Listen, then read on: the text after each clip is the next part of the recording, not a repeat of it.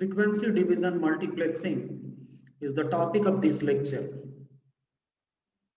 We have studied multiplexing method in previous lectures. That multiplexing plays a very important role when we want to send multiple signals over a single channel, over a single medium.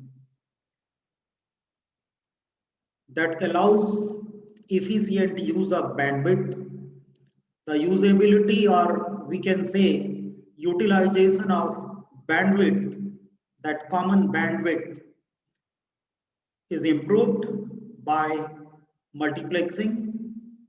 In analog communication system, the multiplexing technique is of two types: time division multiplexing and frequency division multiplexing. In previous lecture, we have discussed about time division multiplexing, where the number of message signals are allotted the different time slot, and all those time slots are part of one time frame, and time frame is nothing but a sampling period.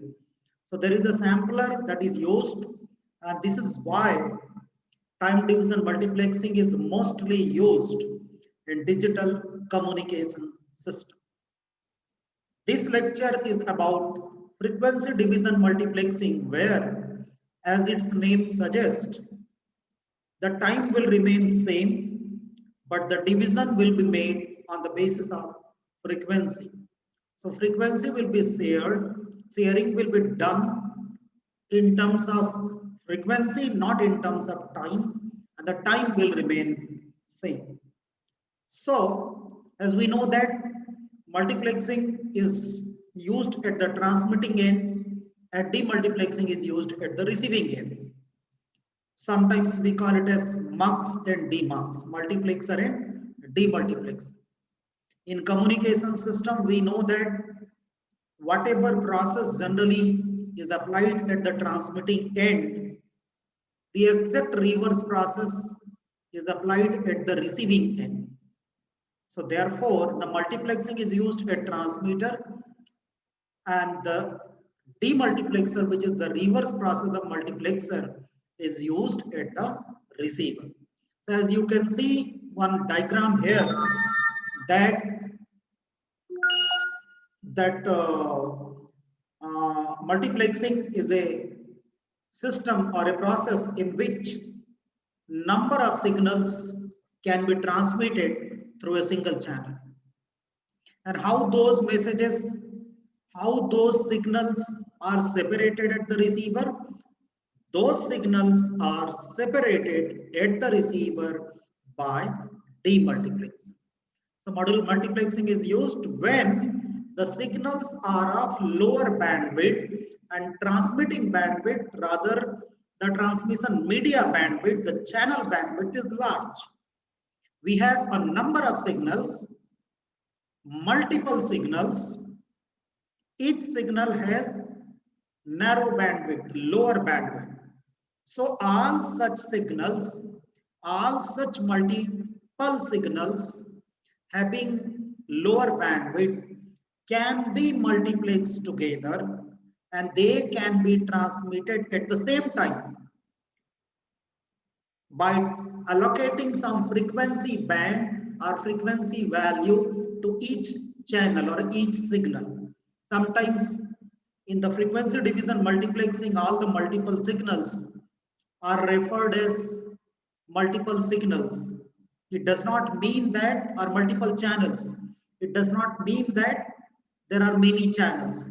There is a common channel, that is transmission channel is common, but the channels which we are talking correspond to channels of respective message signals. So multiple such signals are combined into one and sent over a link having greater bandwidth than the communication node. These are of two types, as I have told you in the beginning: frequency division multiplexing and time division multiplexing. Frequency division multiplexing is the agenda of this lecture. In the previous lecture, we have covered time division multiplexing, which is mostly used in digital communication system. So let's discuss about frequency division multiplexing.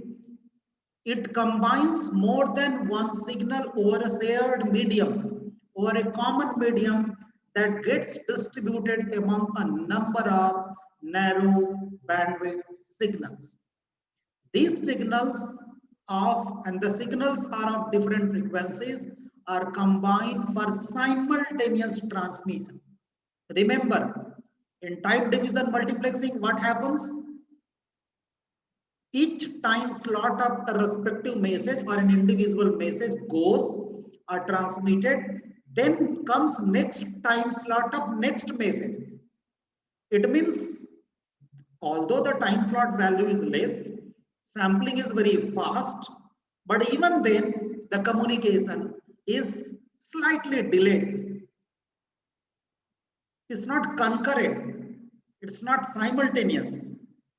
But in FDM, since there is no time delay, the division is not in terms of time, the division is in terms of frequency, the transmission is concurrent. The total bandwidth, suppose you have a particular value of channel bandwidth, the total bandwidth is divided among non-overlapping frequency bands. Remember, non-overlapping frequency bands. So a smaller band will be allocated to each message. Remember, there would not be any overlapping between any two adjacent messages. Each of these messages or each of these bands is a carrier of different signal generated and modulated. So actually, what is the use of that frequency which is or band which is allocated to a particular message? That frequency or that frequency band is used to modulate. Rather, that frequency is modulated by that respective modulating signal. We know that in frequency modulation, carrier signal is modulated by, the frequency is altered by, the carrier frequency varies, and that variation is in accordance with instantaneous value of modulating signal. So here, the respective band which is allocated to a particular message is modulated by that respective message signal. And finally, all those modulated signals are combined and that combination is transmitted. So the frequency bands are separated from one another by, as I told you, non-overlapping band. So there will be always some small gap called as guard band. As its name suggests, guard band. It guards means it prevents any possibility of overlapping, interference between the two neighboring or between the two adjacent channels, two adjacent signals. So therefore, there is no any overlapping between the two signals in order to ensure that a smaller value of guard band is always provided. So remember, when there is an entire bandwidth, so the entire bandwidth is distributed among a number of signals. So we have to make provision, we have to reserve some space out of total bandwidth, and that space which is reserved is distributed as guard bands between two adjacent signals. Because if there are 10 signals, how many guard bands will be required? Of course, 9 guard bands. Though it will be a small value, but that particular value 9 times will be needed when there are 10 message signals. So the modulated signals are then combined using mux called as multiplexer and then sent through a common channel. The combined signal is transmitted over a common channel that allows multiple data streams, multiple signals to be communicated simultaneously. At the receiving end, the individual signals are extracted by from the combined signal, and then they are separated, and after separation they are received by the different channels, respective channels. Channels means channel is corresponding here, corresponding to a particular message. So all individual messages will be recovered separately. And how it is possible? It is possible by using demultiplexing. So please remember, when we discuss about multiplexing, demultiplexing is there by default. A transmitting end multiplexing, and it is demultiplexed at the receiving end. Let's take one example. You see here there is an example, right? There are 4 frequency bands. You can see here band 1, band 2, band 3 and band 4, which can carry carrier signal from sender 1 here to sender 2, that is sender 1 to receiver 1. It is allocated a frequency band. Each signal, you know, there are 4 signals. You can see 4 input signals. Each of them gets a frequency band. Suppose the first signal, which is in red color, you can see, just to distinguish, a different color is assigned. So this red color signal, which is actually a signal, not a red color, is assigned band 1. Band 1 has certain value. If you combine band 1, band 2, band 3 and band 4, it means it combines the total bandwidth. So the total bandwidth, common media bandwidth, common channel bandwidth has been divided among 4 messages, and the respective bandwidth is band 1, band 2, band 3, band 4 for messages 1, 2, 3 and 4. So then all these are muxed. After multiplexing, they are communicated, and since all the 4 signals are separated, but see, remember, these band 1, band 2, band 3, band 4 are not 4 channels. They are all in common channel, but yes, there is a separation. The modulated signals are separated is because of different frequency band. So at the receiving end, the multiplexer regenerates the original signals, and you can see that the red color is corresponding to red color being received here. This blue color is corresponding to blue color being received at the receiver. Similarly, the color called as yellow, then green color, all are all being received at the receiving end. So let's say the frequency band is 150 kilohertz for each band. Assume that 150 kilohertz is a bandwidth of each band, separated by 10 kilohertz of guard band. We know that in frequency division multiplexing, guard band is a compulsory need, compulsory requirement. So there is a guard band, how much? 10 kilohertz. Then the capacity of communication channel, what will be the total channel bandwidth? What will be the capacity of channel that can meet the requirement of this transmission, that can cater the need of transmission of 4 messages, each having bandwidth of 150 kilohertz. So 150 into 4, it gives us 600 kilohertz. And since there are 4, look at here, how many separations will be required? 1, 2, 3 and 4. 3. So there are 4. So how many guard bands will be needed? 3.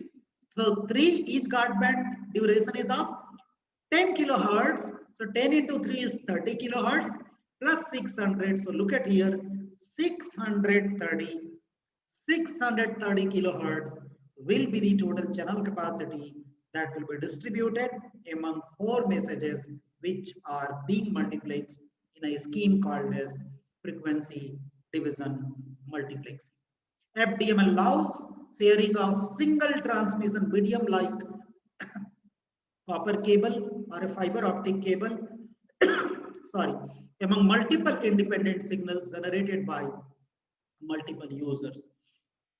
So FDM is not only deployed in the fiber optic communication or in copper wire communication, but it can be used in both, that is copper cable as well as optical cable. As we know that in optical cable, high bandwidth, high data rate is always intended. And we know, especially in digital communication system, TDM is preferred. So that aspect we'll discuss while comparing TDM and FDM. FDM is popularly used for multiplexing calls in telephone networks. There are so many telephone calls, and all telephone calls are to be communicated over a common bandwidth. In that case, FDM is very popularly used. The telephone signals, the telephone lines are all utilizing analog communication system, all can be combined together and can use a common bandwidth employing the multiplexing technique called as frequency division multiplex. It is also used in cellular network, wireless network for satellite communication system. As I told you, it's not only used for copper wire, but it is also used for optical communication or wireless network as well.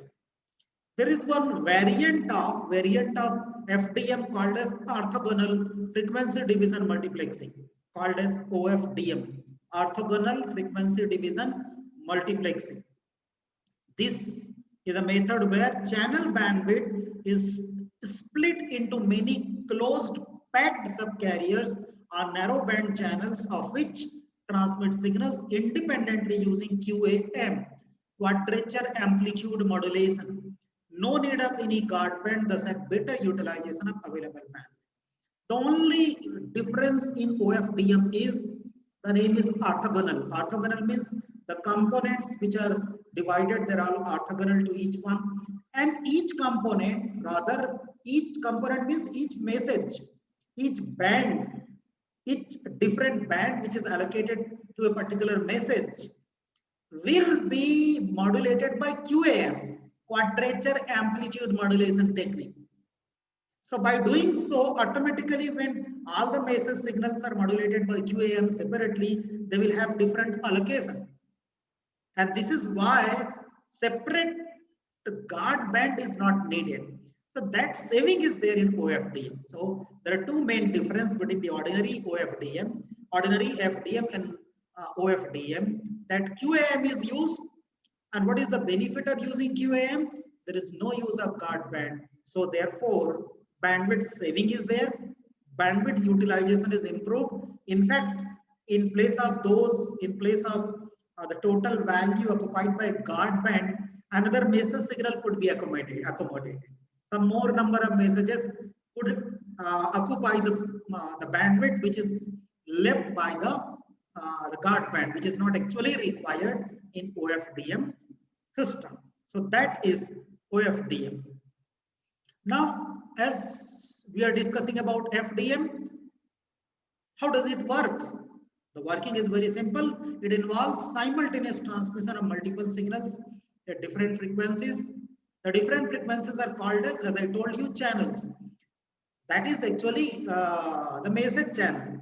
That is actually transmitting channel. But the media channel is different. So sometimes we call it as channels, and they are non-overlapping. Each frequency band is non-overlapping. We have already mentioned this in the previous slide. The signals from different data sources means there are a number of messages. Each message is coming from a message source or a data source. So the number of messages which are coming from different sources are all fed, given as input to MUX multiplexer that is used to combine each signal and transmits the signals at different frequencies. Why? Because the different frequency bands are allocated to different messages. So therefore, they are transmitted at different frequency bands. We know that in amplitude modulation or any modulation, when carrier is modulated, so it gets translated somewhere into some other frequency band. So when the carrier frequency band is changing for all the message signals, so the all components which are translated, they will be all separate or different components translated at different places. That will happen in the working of multiplexing. The signals are transmitted over a wire or wireless media and are separated at the destination into the indivisible signals by the method called as, or using the method called as demultiplexing. The main aim of multiplexing is sharing of scarce resource, and demultiplexing separates the signals or extracting indivisible. Scarce resource, remember, what is scarcity? What is resource here? Resource is bandwidth. Remember, I have made this statement a number of times before that bandwidth is a scarce resource. Bandwidth is always purchased. Bandwidth is always auctioned. right? And the service providers buy the bandwidth. So bandwidth is a scarce resource. It's not freely available, open source resource available to everyone. So therefore, if we can manage, we can share the bandwidth, which is a scarce resource by the method, it's good. And what do we do? There will be some additional arrangement which will be required, like combining. So we are using a multiplexer, then modulating and transmitting into common channel. Then again at the receiving end we'll separate. So some extra arrangements will be needed, but not at the cost of some, some bigger, big factor. Rather, we are getting advantage, and the advantage is saving bandwidth. Many signals are transmitted simultaneously, each signal occupying a different slot within the available bandwidth. Say the bandwidth is 1000 kilohertz, and there are 10, signals, each occupying say 90 hertz, 90 kilohertz. So 90 into 10 is 900 kilohertz, and say 100 kilohertz can be utilized to provide guard bands between the two adjacent channels. Each signal needs to be sent to a communication channel, then modulated by the carrier frequency. Why there is different carrier frequency? Because of different the frequency band allocated to different signal. So in the transmitter, what do? We make an arrangement that a different frequency band is allocated to different message signal, then modulated by that, then that respective band is modulated by the message signal, respective message signal, they're all combined and then transmitted to the transmitter. The frequency modulation, here we are talking about frequency modulation.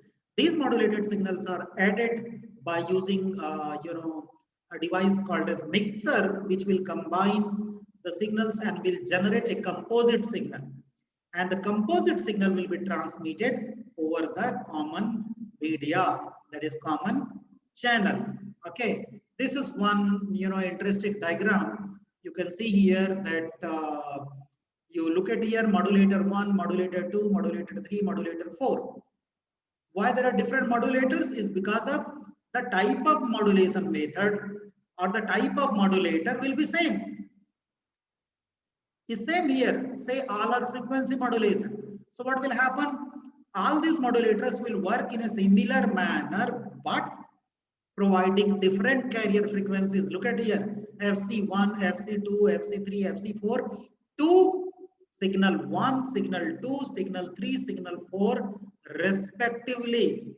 Signal 1, we are saying it channel 1. It's a message channel. It's a baseband channel.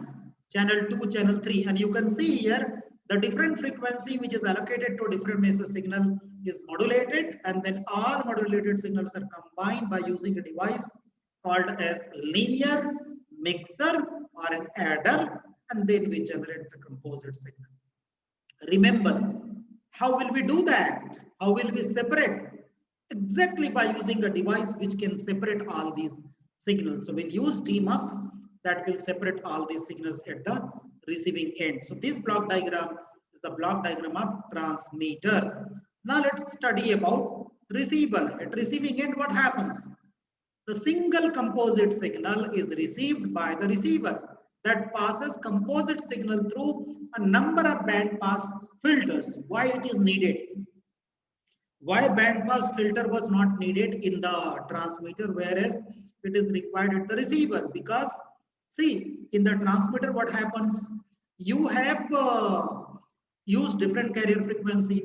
So after frequency translation, after frequency modulation, automatically it gets into different band, and then all are combined together and transmitted. But at the receiver, it's very important to separate all those respective bands, modulated signal bands.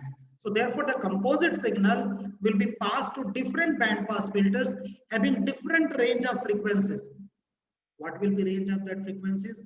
That will be based on what frequency band was allocated at the transmitting end.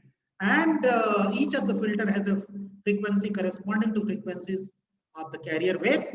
Each band pass filter will accept the signal whose frequency matches the carrier and rejects other components. Second band pass filter will accept its own frequency, centered signal, and other components would be rejected, and so on. And then after separating the composite signal into a number of bands, then they will be passed to demodulate. We will not demodulate first. We will pass through different band pass filters. Then those outputs of different band pass filters will be separately demodulated, and those demodulated signals will be your the different signals. You look at here, the block diagram of receiver. This is a block diagram of receiver. All right. So if you see here, the signal is passed to band pass filter 1, 2, 3, and 4. Suppose there are n signals, so there will be n band pass filters. After passing it, what do we get? We selected a suitable band. That suitable band corresponding to suitable carrier frequency, and then it is modulated, then it is demodulated. And look at here how it is demodulated.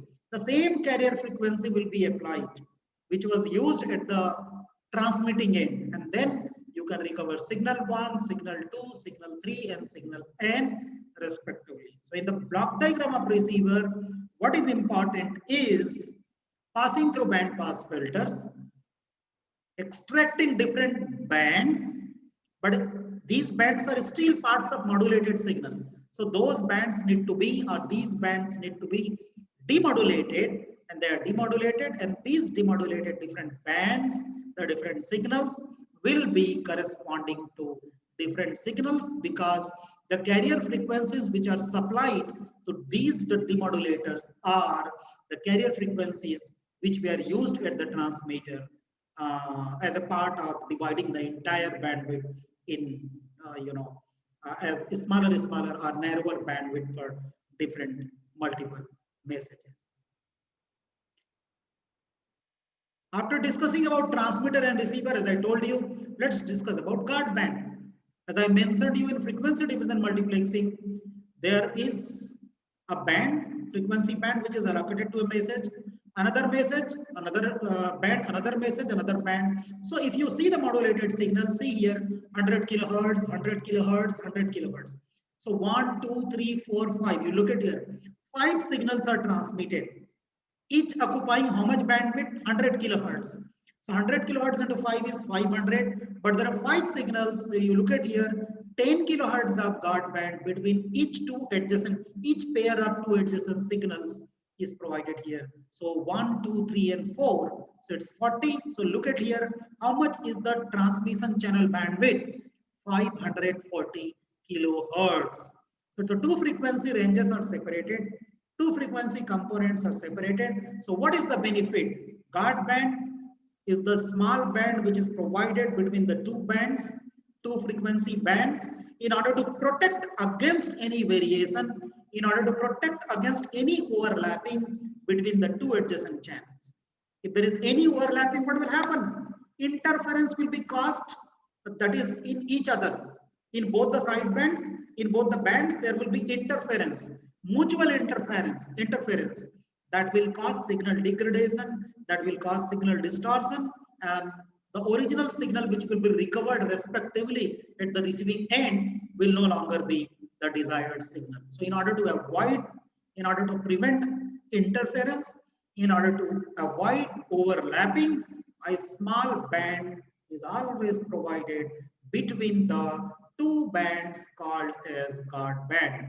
And this is why when we provide guard band, the quality of reception, the quality of signal is enhanced. Why? If we do not provide, there might be interference. If there is interference, the signal quality will have degradation and the quality will not be desired one. The signal quality is improved. This is an example of FDM system. Look at here. How many channels are there? 6 channels. All channels are allotted F1, F2, F3 different frequencies. So say each channel occupying 4 kilohertz. So 6 into 4, right? So 6 into 1 mux. What will be the dimension or size of the mux? 6 cross 1. There are 6 input, output is only 1. So each input has, you see here, now what will be the total bandwidth? Channel bandwidth. How many signals? 6. How much is the band occupied by each message? 4 kilohertz. So the total bandwidth will be 24 kilohertz. Rather, it will be more. If guard band is included, it will be always more. So it will be received by 1 cross 6 demodulator. 1 cross 6 means the number of input is 1, the number of output will be 6. How they will be recovered? They will be recovered by applying the same frequencies which were used at the transmitter, and then we will recover the same those signals which were communicated through 6 channels, and will receive here also through 6 different channels. Remember, in this particular example, of FDM system, guard band has not been highlighted. So if we provide, say, 0.25 kilohertz, for example, 0.25 kilohertz. So if I provide 0.25 kilohertz, so how many channels? 6. So 5 into 0.25, it will be 1.25 kilohertz will be additionally required. So I think we can write this also. So here your guard band is not provided. So if I use any, let us write it,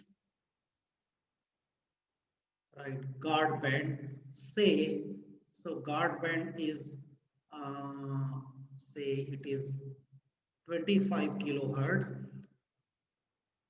So additional bandwidth here, the additional bandwidth will be 1.25 kilohertz. I hope you got the point. So 24 plus 1.25, that is 25.5 kilohertz bandwidth will be required. Okay. Okay, let's go to the next slide. So what are the applications? Applications of FDM. Stereo FM transmission.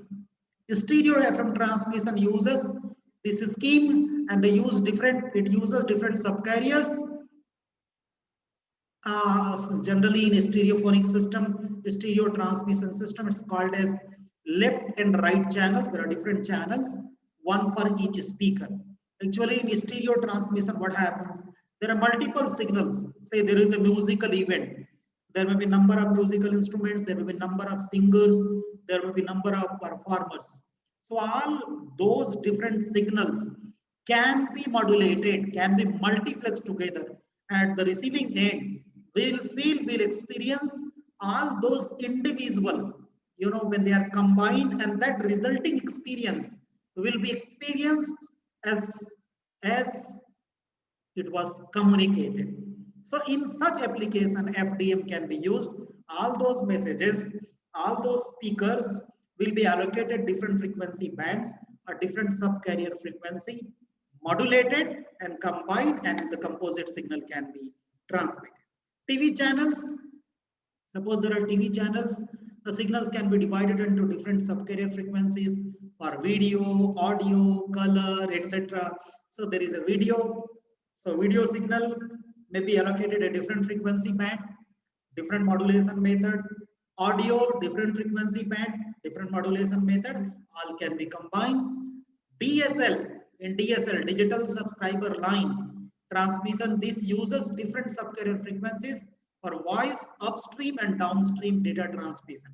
In modem, that is modulation and demodulation. In internet or data communication system, data stream communication system, in DSL, we use FDM.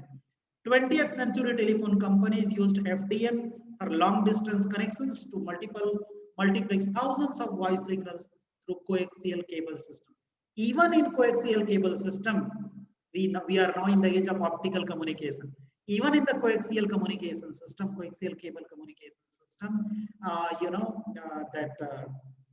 FDM allows thousands of different voice signals to be communicated over a single channel.